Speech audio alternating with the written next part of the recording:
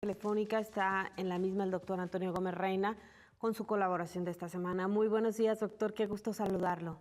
Igualmente, Sonia. Bueno, pues hoy recordamos a Alexis Perrey.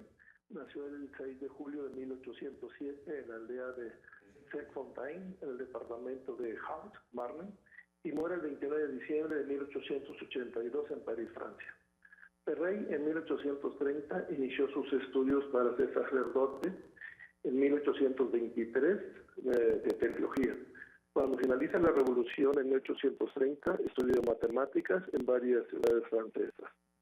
Para 1837 se convirtió en el profesor de matemáticas puras en Dijon, y para 1844 se convierte en profesor presidente de la materia de matemáticas aplicadas.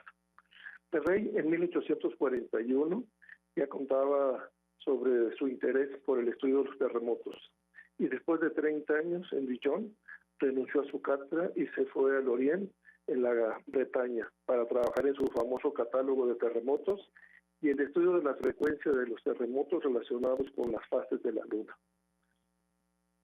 Alexis Perrey trascendió como un sismólogo, ya que compiló un catálogo de terremotos. Por tal motivo se le considera un pionero en esta área. Su publicación sobre terremotos se presentó en 1848 en la revista Memorias de la Academia de Ciencias, Artes y las Bellas Letras de Dijon. Este trabajo lo desarrolló en Argelia y los sismos que se presentaban en ese país. Su trabajo continuó, ya que siguió con sus observaciones y publicó cada año su trabajo hasta el año de 1871. Perrey en sus trabajos sospechaba una correlación entre la Luna y la actividad sísmica de la Tierra y desarrolló su teoría con el uso de la estadística.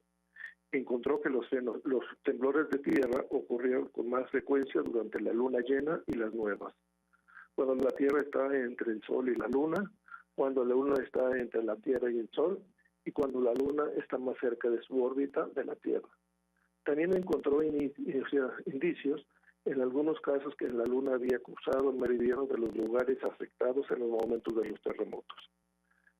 Al hablar de los pioneros de la sismología, nos tenemos que remontar al año 132 de nuestra era, ya que en China, Zhang Zhen construyó en ese año el primer sismoscopio del mundo, que era un recipiente de bronce de 2 metros de diámetro con un péndulo rodeado de 8 dragones que sostenían sus esferas en sus bocas y que fueron situados en los diferentes puntos cardinales, y con figuras de rana con la boca abierta, y al presentarse un sismo, la bola caía en la boca de la rana, y así indicaba la dirección del sismo.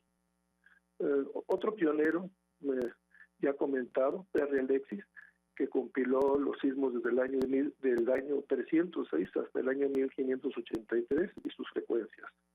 Mallet Robert, este geofísico irlandés, que entre 1852 y 1854 compiló los terremotos en el mundo, y en 1857 publica con su hijo un mapa sísmico mundial, ya que ambos fueron publicados por la Asociación Británica para Bases de la Ciencia.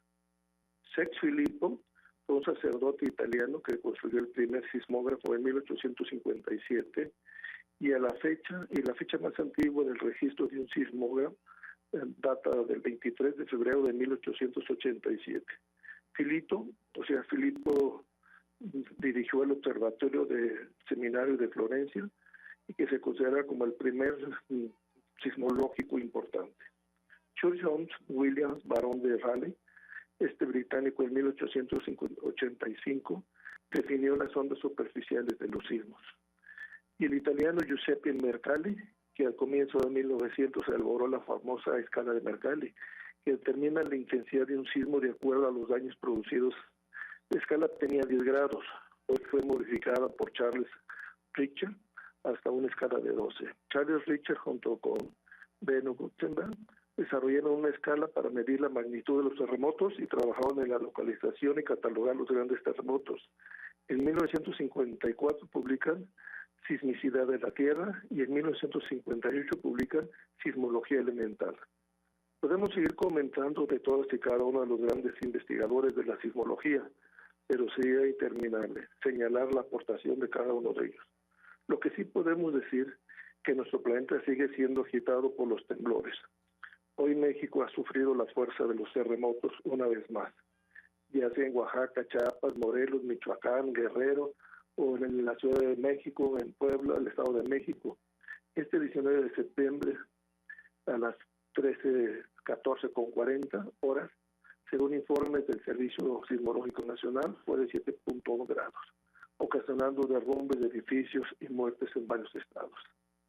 Y si recordamos que unas horas antes se realizaron los simulacros de evacuación para conmemorar el Día Nacional de Protección Civil a 32 años del sismo de 1985 que sacudió la Ciudad de México, hoy existen diferentes teorías e hipótesis de lo que causan los sismos, como es el caso de la área continental con el choque de las placas tectónicas. Sus casos de subducción de placas divergentes, placas con otros efectos mecánicos y físicos. Los límites de las placas, como pueden ser las dorsales oceánicas, las fosas y las fallas transformantes, y que estas generan el vulcanismo y sus fracturas o movimientos nos causan los miles de sismos, desde los microsismos hasta los terremotos. Y recordando a Alex Perrey, que en 1848 compiló el catálogo de terremotos, su teoría de la correlación de los terremotos de la gravedad de la Luna, hoy han generado una serie de teorías, como es el caso que las grandes radiaciones fuera de lo normal del Sol, que producen un gran paquete energético electromagnético, han estado relacionados con los grandes terremotos. Quizás la magnetosfera sea afectada y la gravedad universal genere una atracción mayor sobre el manto magnético. Y en sí, en este siglo XXI, seguimos sin poder predecir un sismo. Hoy nos toca evitar la construcción de altos edificios que tengan riesgos para los terremotos y evitar las grandes concentraciones. La pregunta será, ¿tendremos la capacidad de anteponer la seguridad ante los negocios? Y les recuerdo que vivimos a una altamente sísmica. Y hasta aquí mi comentario esta semana. Gracias. Doctor, quizá aquí la duda que siempre le queda a los ciudadanos, e incluso lo hemos visto por el eco que ha tenido algunos de todas estas versiones falsas, es de qué tanto se puede prever y sobre todo con cuánta anticipación que una situación como esta pudiera registrarse, si las alarmas que se activan generan el tiempo suficiente como para que se tomen decisiones. Sí, mira, aquí la situación es que la mayoría de los sismos tienen varias condicionantes. O sea, sabemos que por la deriva continental, la subducción, placas deslizantes, etcétera, todos los fenómenos de movimiento de la corteza terrestre y submarina pues van generando un desplazamiento. Cada placa tiene una velocidad de desplazamiento, unas chocan entre sí, otras se separan, otras se deslizan entre ellas. Y la deformación de estas placas pues generan lo que conocemos como un sismo. Tiene que ver con lo que es el foco, lo que es el epicentro, que son elementos diferentes, y la velocidad de propagación de las ondas. Tenemos ondas primarias y ondas secundarias, las ondas PEST y las ondas S. Por tal motivo, si nosotros hacemos una transmisión sonora a través de una radiación electromagnética, pues viaja más rápido que el desplazamiento de esta onda. Pero sí tiene que ver, en primer lugar, en dónde fue el sismo y en dónde está llegando la señal. La distancia cambia.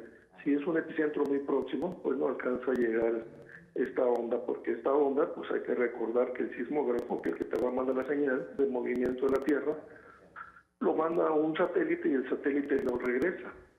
Y en este tiempo en que sale de la atmósfera, llega el satélite y regresa, pues simple y sencillamente la onda ya llegó.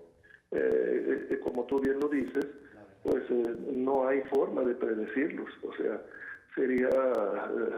pues hay gente que lo maneja diciendo va a temblar. Pues claro, aquí en México tenemos lo que se llama el vulcanismo moderno, tenemos el eje transversal volcánico, tenemos placas de subducción, tenemos la placa del Pacífico sobre América, tenemos una infinidad de fallas y fracturas, tenemos elementos volcánicos generados por estas mismas fallas, etcétera. Entonces es ilógico pensar de que alguien te va a poder predecir a la fecha un sismo. Y te estoy hablando, como lo comenté, desde el año 132 de nuestra era, pues ya se trata de buscar cómo registrar sus fenómenos y cómo saber el comportamiento de las placas, que ya hay una teoría con relación a la deriva continental.